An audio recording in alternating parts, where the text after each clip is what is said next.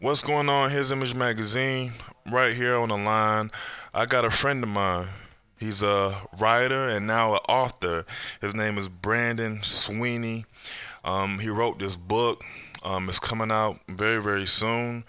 I remember sitting talking with this guy not too long ago, actually. We went to the same church in Greensboro, North Carolina, and I remember being at a function, I think it was somebody's birthday, and me and him was really sitting down and got the opportunity to talk for the first time. And I can kind of see where his heart was. He's definitely a passionate person, and he told me about this book that he wanted to write, and it's already here now, man. How you doing, bruh? What's up, man? I'm doing good, man. I'm doing good. I'm blessed. Man, tell me, how does it feel, man? Like I said, we had that conversation a while ago, man, but how does it feel for your book to actually be here now, man? I know that's a lot of hard work, man. How does that feel right now? Yeah, man, it feels good. I think, when we talked last time in Greensboro, I'm the type of guy that I get excited just off of the thought and the vision, and so during the process, you kind of just chilling, but, now that it's here, like, man, it's here, so I'm excited. And a little nervous at the same time, man, because looking forward to what God want to take this book and not knowing how it's going to blow up. So, Well, we pray it's definitely gonna blow up, man, and definitely do big things. Definitely a unique book, a unique title. The title is "Loving the Game When the Game Doesn't Love You Back." Man, that's powerful in itself, right there. But when you say loving the game and the game doesn't love you back, what exactly are you referring to? I'm referring to particularly the guys. I've been playing football for about 14, 15 years, and you hear about a lot of cats. I mean, everybody can look in their neighborhood, look around their city, and they can point out these, two or three cats, maybe even five, and say like, man, I remember this dude in my neighborhood. He was a great dude, and everybody knew this dude was gonna make it to the pro. I mean, there's no doubt about it. He had the ability and everything, but all of a sudden, maybe a setback, an injury, he didn't make it, whatever the case, it happened, and all of a sudden you don't hear about him no more, and you put all this work and this effort, dedication into the game, and everybody's pursuing this game, and all of a sudden, nobody's cheering for you anymore, nobody's encouraging you, nobody's, talking about what good job you did on the football field, and so you end up looking like, man, I put all my eggs into this one basket, and all of a sudden, like, I realized that I love this game, but this game didn't show me no love in return. It kept going on. When I ended, I was good to the game, but all of a sudden, when I couldn't produce anymore, perform, now it became a liability and not an asset. And so you don't hear about those guys no more who was probably the cream of the crop, or who had that dream and the aspiration, and all of a sudden, they're like forgotten players. And so, that title came out of my hurt, my pain, my struggle, and my issues and everything, to give a voice to those athletes, man, who feel like life is over, feel like they can't, they don't know how to dream again or live again, or they feel like, I can't go on because my dream wasn't realized, and it's not the case. It's like you can dream again, you can live again. There's other opportunities, there's other things that you can do, and so I just don't feel like you can, be this great dude on a football field or on a court, and all of a sudden in life you just, don't want to, do anything great anymore. So that don't fit well with me at all. Yeah, well, this definitely, and I know this is like a personal experience for you. You went through the same thing with you playing football. Can you kind of tell the people a little bit about, okay, what was your situation? What happened to you and your desire to play football and your whole football career? Like most kids, I started out young, got into the game early, about 8 years old, and I fell in love quick with the game. It was one of those things that I'm in the projects, and, majority of people in the project don't have a dad, and I'm looking for something to fill that void. And then not only that, but I'm looking for something to, help my family get out of the projects. And I'm hearing other guys who made it and had the same issue I had, so I immediately gravitated toward football. I excelled in, and I did good, and my aspirations was high. Oh, man, I'm going to make it. I'm going to the NFL. This is it. Coaches would tell me, how to get your education. It's one of a million of guys who want to make it, but you may not be that one. And so I was like, well, I'm going to be that one out of a million. And I was, headstrong, determined, and I heard it over the years, have a backup. What's your plan B? What you gonna do if it don't work out? But because it was the only thing that I had invested in, I wasn't looking at education or nothing else, and so I pursued. Was a good athlete in high school and got a scholarship to a Division II school in Pennsylvania, and I was there for 2 years, and some things with the coaches didn't work out, so I decided to leave, transferred to North Carolina A&T. Walked on because initially they didn't have any scholarship money, but I believe my athletic ability could get me a scholarship, and so I worked hard and I beat out running backs and got the position. They gave me a scholarship, and I had a great season at A&T my first year in 2005. I missed 3.5 games, but I had over almost 900 something yards and about 8 touchdowns, and I was on a pace for 1,000 yards, but didn't get it. And going into my senior year, I had some coaches I knew in high school and college, man. They knew about me. They knew scouts and recruiters, and they told me if I had a good senior year, at A&T going into my senior year in 2006, then I'll be on my way. And so I worked out and was doing everything I needed to do. And at that time, I came. He was going into spring ball. I remember it was April 1st, 2006, and we were just practicing, and coaches told me they weren't going to let me run the ball that much because, of course, I'm a starter. They already know what I can do. Give the other guys a chance, but I'm competitive, so I step out there anyway, and we running the ball, and they asked me to come in and run his last play, and I get the ball, and I'm running, and I get the first down, and I get tackled by 3 guys, and all of a sudden I get up with a little bruise on my side and think nothing of it, get to the sideline, and I collapse. And long story short, I got to the hospital because there was so much pain that I was, the pain had increased, and that's when the doctors told me my kidney ruptured, and that I was going to have it removed, and that's when we heard the bad news that you'll never be able to play football again, and so that's when everything kind of went downhill. I was still kind of encouraged because at the time I had gotten saved, and I believed that God could heal me, and I was hearing about, how he could heal and everything, and so I stood on that. But after a while, man, the reality set in. I was like, man, it's over for you. Wow, man, that's big, and like you saying, like the doctor's telling you that your football career is over, and you were saying that you had no plan B, you had no backup because you was putting so much into your football career. I mean, I know that was devastating for you, but what was your next plan? What was your next move? Man, I didn't know. I didn't know at that time. I didn't know. I never even thought about football not being there. I think my whole life I had it laid out. I was like, next to the league, have a great career, and after that, be on ESPN as a broadcaster, since sports commentator or whatever. And so, but I didn't even think about it. I mean, I got a major at A&T in construction management. Never even see myself being in construction, but just did something that was easy. And at that time, honestly, I met with my pastor, now he's a Bishop Otis Lockett, and he told me, he said, Sweeny, what's your purpose? And I said, I wanted to give him an educated answer and, say something smart. But at that point, man, I was so frustrated. I said, I don't know. I said, my purpose is playing football. And I don't have anything else. And he said, that's good. He said, but, what's football? He said, then what? And at that point, man, I didn't want to hear it. But he was like, he said, when you go home and have the surgery, he said, I want you to seek the face of God, and I want you to discover your purpose. And so I took his advice, and I went home back to Akron, Ohio, and I was there. I left in July 2006, and I stayed there until 2007.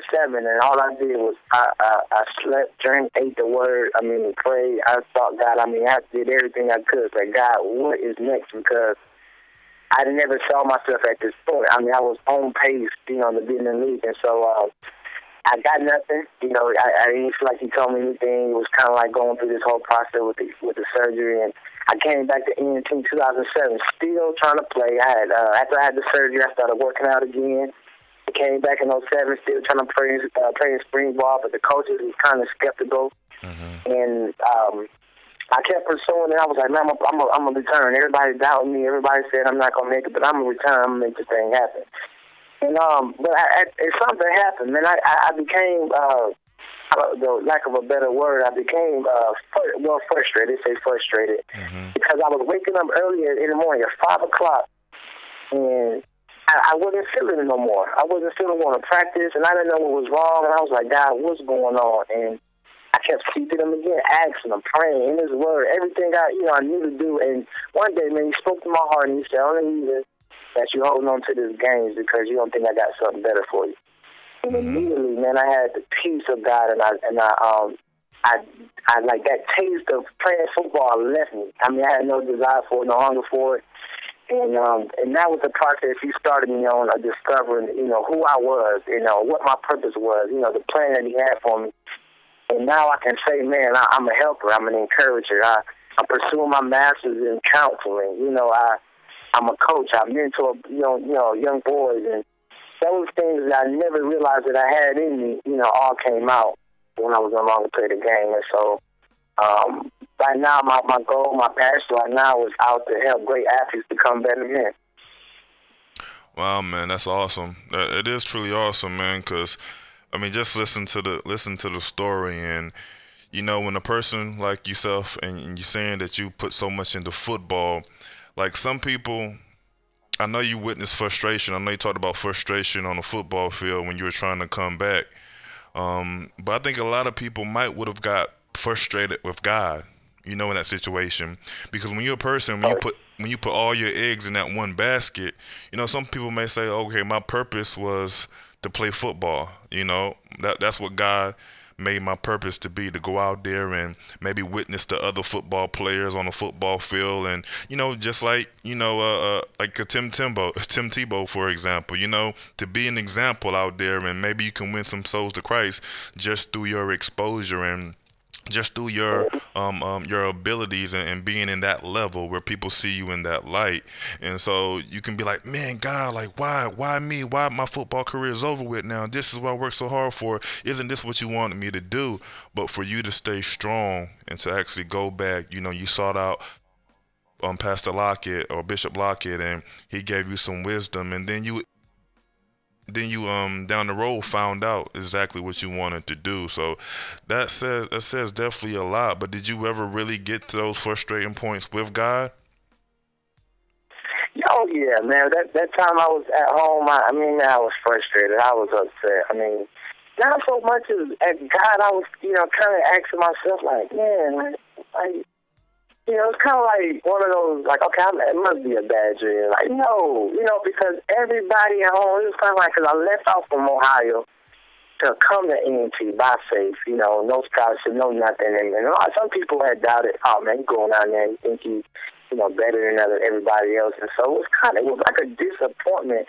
And I realized, man, looking back on it, I heard this quote, somebody says that you live your life forward, but it's understood backwards. And so when I look back, man, I started to understand some things that I was praying for, pursuing a dream, but I was really disappointed. And just looking at a deeper issue, I was disappointed because my father wasn't there, and for me, it was like a way to prove to him, if he was ever watching me, that I made it without him. It was disappointed because this is my word that I gave myself, this word that I'm going to help my mom, we're going to get out the hood, we're going to make it. And the fact that I didn't have anything to pursue to make that dream realize, I saw myself as a failure. And so I was, so God had to really encourage me. I wasn't so much mad at him. I was really like beating myself up because, I promised myself. I gave myself this word like, man, you're going to do it.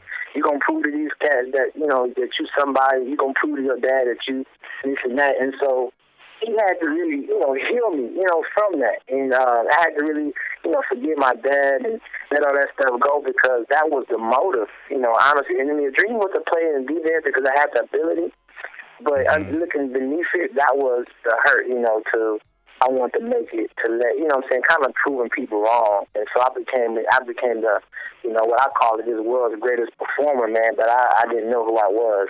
I was living for the approval and acceptance of others and the affirmation of others, and never really understood who I was. And so football really, when I couldn't play no more, man, God really showed me the ugly, the good, the bad, and the ugly, but really who he saw in me, and really who I was without this game. And so, I mean, so that was more so my frustration. But I do hear a lot of guys that I talk to now, they'll talk about that. Actually, I talk about that in my book about, guys that look toward God, because you hear guys in the NFL say, "Oh man, God, thought my dream come true, and this happened and everything." And so you think as a little kid or a high school player, oh, that can happen for me. I'm saved. I love God. I'm praying. I'm believing that God can do it, but you never really think about, man, is this His will for my life?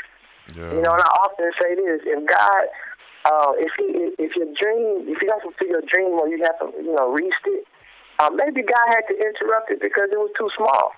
Maybe you were trying to do it without him, and so he probably got something bigger for you, but we don't think about that. We just think about, I got this skill, let me play, and they never think about the plan B, the what ifs. We all have what ifs. That's why we got health insurance, life insurance, just in case something happens.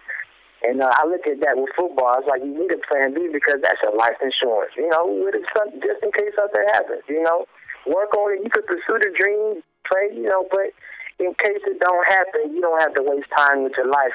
You can just easily transition over into your plan B and keep it moving, and be just as satisfied and fulfilled. Hey, man, you just hit on a lot of key things, man. That's why I definitely wanted to do this interview, man, because I know there's other people in similar situations, and they can get a lot out of this, man. Like what you said right there was just very, very key. This book, because this is your personal story. In the book, are you really telling your story from A to Z on what you really went through? Are you kind of giving, I guess, like scriptures, or are you giving tips to help people throughout the book? How is the book really structured for people who want to get it? I'm glad you asked that, man. The book is structured, when I get people ask me this, and for a while I thought about it because when I go back over and I read it and I look at it and I say, man, I wrote this book because my story is in it, but I got scriptures in there. I talk about the issues that, man, you don't hear on ESPN, or you may hear about a guy who struggled for, but I talk about the real issues, my personal story, but also, a lot of the guys that pursue ball, that came to play ball, whatever the case may be, but those who didn't have a dad, those who looked at this coach and, as a father figure, and, because they didn't know what manhood was, just, looking at this game as a tool to help better men. And so I covered all of it. I mean, when God was giving it to me, I kind of set it up in stages.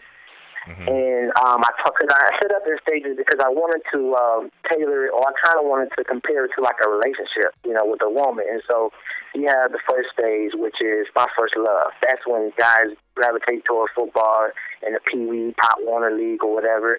The second stage is dating football with no plan B. That's the high school stage. That's where, you just dating really with no intent in mind. You just dating, the girl ain't really for you, whatever like that. But you with her, but you're not really serious. You know what I mean? And so you got a lot of guys that come to high school, some serious, some not, and they don't have a plan B. They're not looking at, what else I'm going to do, whatever. But then you got the college stage. That's the engagement stage. That's the stage where guys, get in college, and a lot of them are committed, and all of a sudden they junior and their senior year, they get ready to propose, and that's when they get ready to go to the league. And a lot of them don't realize that it's the woman, response to say yes. You know what I mean? And so I guess because we've been in football so much, we automatically feel that, okay, man, I've been with you this long, we've been doing all this, and you should tell me yes. You know what I mean? Why would you tell me no? I'm ready to get married. I'm ready to go to the league. I need to hear yes. And so when football says no, that don't sit well with us. And so then you got the other stage, which is the marriage stage. That's the guys going to the NFL. But in the football world, we don't realize that this marriage don't really last in football terms. You know what I mean? It's 3 to 5 years and you're done. It's that. And then you end up with the divorce or the separation. That's the other stage. You know what I mean? So I broke it down like that, where I kind of give an introduction of this stage, and then I go into my story.